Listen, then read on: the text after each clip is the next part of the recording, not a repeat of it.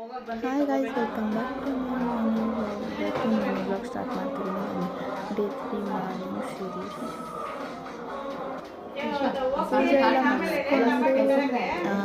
ಪೂಜೆ ಎಲ್ಲ ಮುಗಿಸ್ಕೊಂಡೆ.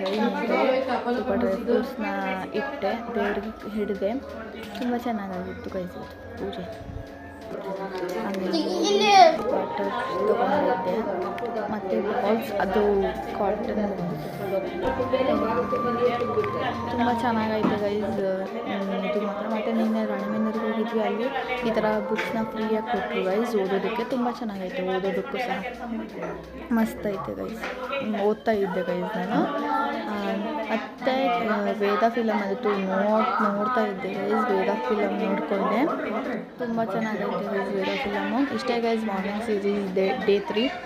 Okay guys, ನನ್ನ ಚಾನಲ್ ಸಬ್ಸ್ಕ್ರೈಬ್ ಮಾಡ್ಕೊಳ್ಳಿ ಪ್ಲೀಸ್. Okay, bye guys.